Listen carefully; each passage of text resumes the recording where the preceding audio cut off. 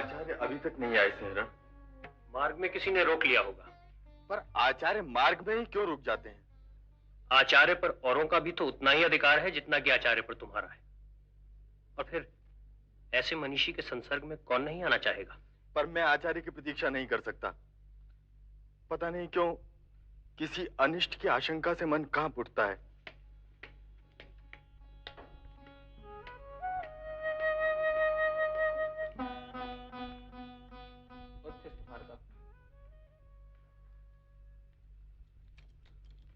मार्ग में लोगों ने रोक रखा था, इसलिए आने में थोड़ा विलंब हो गया।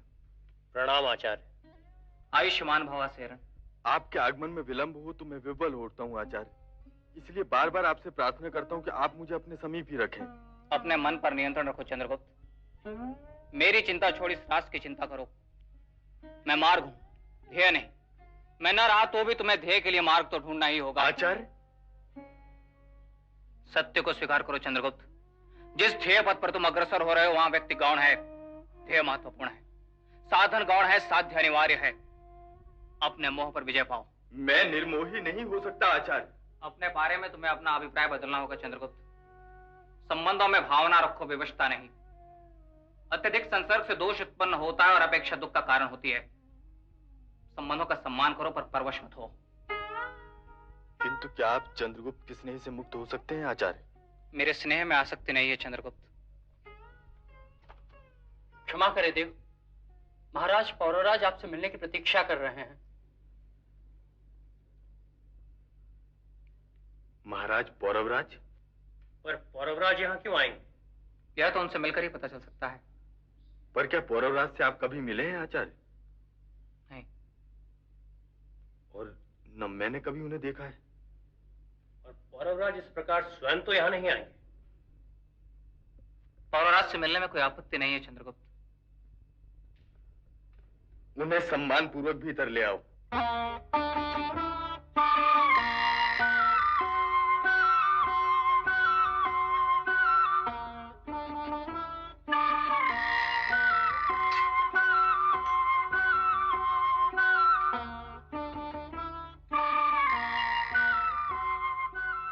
प्रणाम वीर, आपने हमारा सम्मान नहीं किया।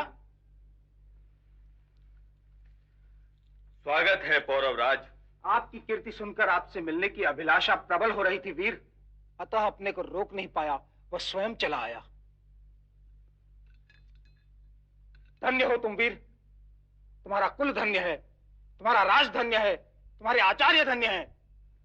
आपके दर्शन कर मैं कृतार्थ हो गया पौरवराज। न वीर, दर्शन तो देवों के होते हैं। मैं तो दुखों व अभावों से ग्रस्त एक साधारण व्यक्ति हूँ। व्यक्ति स्वयं को साधारण समझे, ये तो उसका बड़प्पन है पौरवराज। आभार वीर। ये मेरा पुत्र मलयकेतु। प्रणाम आर्य। प्रणाम। आर्य आसन ग्रहण करें। आभार।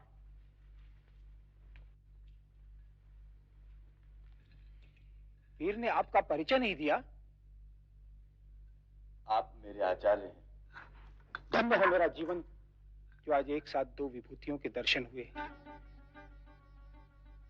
मैं पौरवराज आपको प्रणाम करता हूँ आचार्य। आयुष्मान भव। अब आयुष की इच्छा कहाँ है आचार्य? अब तो मात्र मृत्यु की प्रतीक्षा है। पर काल पर किसी का वश नहीं चलता ना। वह तो पीड़ित व प्रताड़ित किए बिना मुक्ति नहीं देगा। यवनों के हाथों राज्य गया, प्रतिष्ठा गई, कुल का गौरव गया। अब दुख व भावों से जर्जरित इस जीवन में शेष क्या रहा है? इसलिए मृत्यु आने से पूर्व उनके दर्शन करने चलाया जिनके हाथों में मुक्ति का सूत्र है। पौरवराज, यही तो दुख है वीर। मेरे ही बांधों ने मेरी ही भूमि को अपने साम्राज्य लिप्सा का भक्ष बनाने के लिए जकड़ रखा है। केके राज मेरी ही भूमि को हड़प करना चाहते हैं। तो आप कैके राज के भ्रातृष पुत्र हैं? हाँ, मैं पौरकुल का ही वंशज हूँ आचार्य। पर जब यवन राज ने आपके राज्य पर आक्रमण का आदेश दिया था तब आप कहाँ थे पौरवराज? मुझे राज्य देना स्वीकार था, पर अपने राज्य की रक्षा के लोभ से कुल का गौरव, कुल की अस्मिता यवन राज के चरणों में समर्पित करना स्वीकार नहीं था। अतः मैंने स्वेच्छा से अपने राज्य का त्याग कर अपने ही कुल के वंशजों की शरण ली।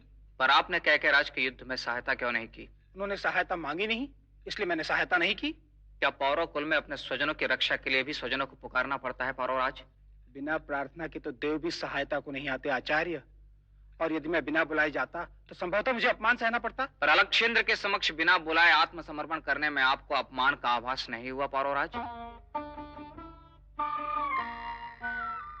युद्ध में पराजय के कारण के राज अपनी प्रतिष्ठा बचाने के लिए मेरे विरुद्ध कुप्रचार कर रहे हैं आचार्य, क्योंकि मैंने अपने राज्य से पलायन करना स्वीकार किया, पर राज्य के लोभ से अलक्षेंद्र के समक्ष समर्पण करना स्वीकार नहीं किया। इसलिए के राज ने यवनराज से मेरी भूमि भी हस्तगत कर ली। मैं आपकी क्या सहायता कर सकता हूँ पौरवराज? यदि आप चाहें तो मेरी सहायता कर सकते हैं।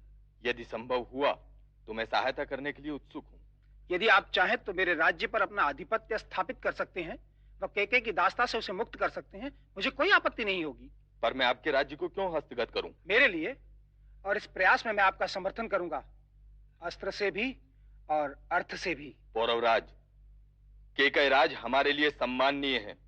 उनके विरुद्ध शस्त्र उठाना तो दूर, मैं शब्दों से भी उनका अहित नहीं कर सकता। इसमें केके राज का अहित कैसा? राज्य मेरा है। यवन आक्रांताओं से आपने वाहिक प्रदेश को मुक्त किया, पर मेरी भूमि पर केके राज भी आक्रांता है। क्या अपनी मातृभूमि की मुक्ति के लिए लड़ना अन्याय है? आप भी मातृभूमि की मुक्ति के लिए ही तो लड़ रहे हैं ना? क्या निर्बल का सबल से सहयोग प्राप्त करना अन्याय है? आप मेरे प्रश्न का उत्तर नहीं दे रहे हैं आर्यवीर। मैं आपकी सहायता करने में असमर्थ हूं पौरवराज। यह हमारे परिवार के भविष्य का प्रश्न है आर्य। सोच लीजिए आर्यवीर, यदि आपने अपने सामर्थ्य का उपयोग आज मेरे लिए किया तो कल मेरा सामर्थ्य आपको समर्पित होगा। मैं विवश हूं पौरवराज। स्वराज पाने की इच्छा से मैंने आपको कहां कहां नहीं ढूंढा वीर। अनेक यातना व असफलता को अंगीकार कर मैं आप तक आया था आर्यवीर, पर संभवतः प्रारब्ध को कुछ और ही स्वीकार है। मैं निराश होकर जा रहा हूं, आज्ञा दीजिए। प्रणाम आर्य।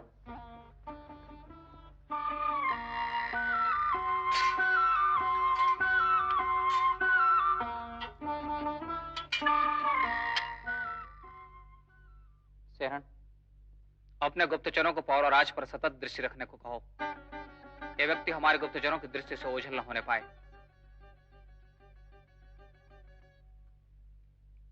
आचार्य, पौरवराज को आप इतना महत्व क्यों दे रहे हैं?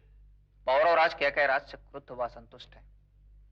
उसका उपयोग हो सकता है चंद्रगुप्त। पर यह व्यक्ति विश्वसनीय नहीं हो सकता आचार्य। मैं जानता हूं। फिर भी आप उस विषधर से खेलना चाहते हैं? उसे वश में करना होगा। अग्नि के भय से योद्धा अग्नि का प्रयोग तो नहीं रोकते चंद्रगुप्त। आपके मन में पौरवराज को लेकर क्या योजना है आचार्य? तुम उस पर उपकार करोगे और मैं उसका उपयोग करूंगा। उसका क्या उपयोग हो सकता है आचार्य? तुम यह क्या भूल रहे हो कि यदि उसे अपना राज्य नहीं मिला तो वह संधि अथवा षड्यंत्र का कोई भी मार्ग अपनाएगा, और जब तक यह जीवित रहेगा अपने राज्य की पुनः प्राप्ति के लिए अशांति फैलाएगा। और हमें वाहिक प्रदेश में स्थिरता व शांति चाहिए। दूसरे, यदि केकय राज ने हमारी योजनाओं को कार्यान्वित करने के लिए सहायता देना स्वीकार कर दिया तो पौरवराज का उपयोग हो सकता है। संभावनाएं अनेक हैं। हमें स्थितियों के अनुसार हमारे साधनों का प्रयोग करना होगा। क्षमा करें देव, विभिन्न गणराज्यों के प्रतिनिधि आपसे मिलने के लिए उत्सुक हैं। कुछ पल पश्चात उन्हें भीतर भेज दो। जो आज्ञा देव। अब मैं अपना निवास पर जाऊंगा। तुम गणराज्यों के प्रशासन की व्यवस्था करो और सेहरण के आते ही उसे मेरे पास भेज देना।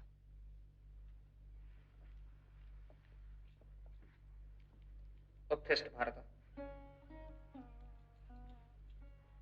तुम मेरे जीवन का स्वप्न नहीं हो चंद्रगुप्त, तुम मेरे जीवन का यथार्थ हो, मेरी परीक्षा।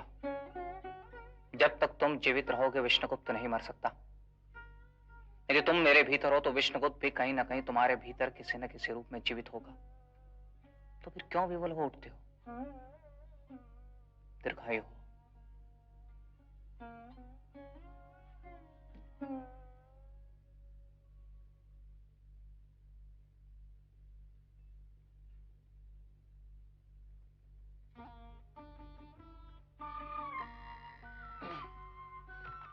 पिताजी, आप यदि आज्ञा दे तो मैं पुनः एक बार कुमार चंद्रगुप्त से बात करने का प्रयास करूं।